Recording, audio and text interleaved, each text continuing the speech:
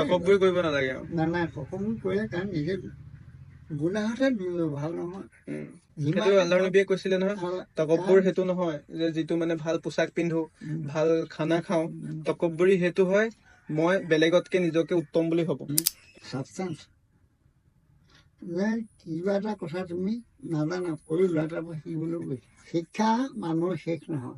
বিদ্যা নামৰ নৰস্বৰূপ কওঁ,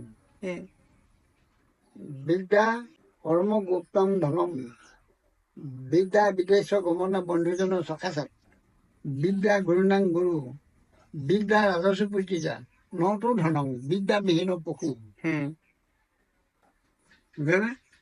বিজ্ঞানে মানুহৰ গতি শিক্ষা দিয়াটো হৈছে জীৱিত থকা এটা ৰূপ বুলি কৈছে। পৰম গুপ্তং ধন, ই লুকাই ৰখা এটা ধন। বিদ্যা চুৰ কৰিব নোৱাৰে, চব বস্তু চুৰ কৰিব পাৰে, চমৎকাৰ লিখা, কিন্তু বিদ্যা বোলা বস্তু চুৰ কৰিব নোৱাৰে। বিদ্যা বিদেশলৈ গ'লে বন্ধুজনৰ নিচিনা, সেই শিক্ষা নটো নোৱাৰে।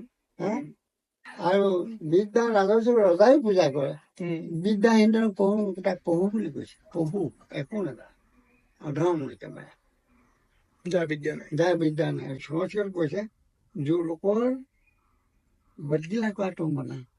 তাত বেছি গুণা কি হয়, পৰৰ ছোৱালীজনী, গাভৰু ছোৱালীজনী, তাক যদি নিন্দা কৰে সেইটো তাতকে গুণা, সেই গুণাটো মাফ নহয়। মিছা অপবাদ আনি মিছা অপবাদ আনি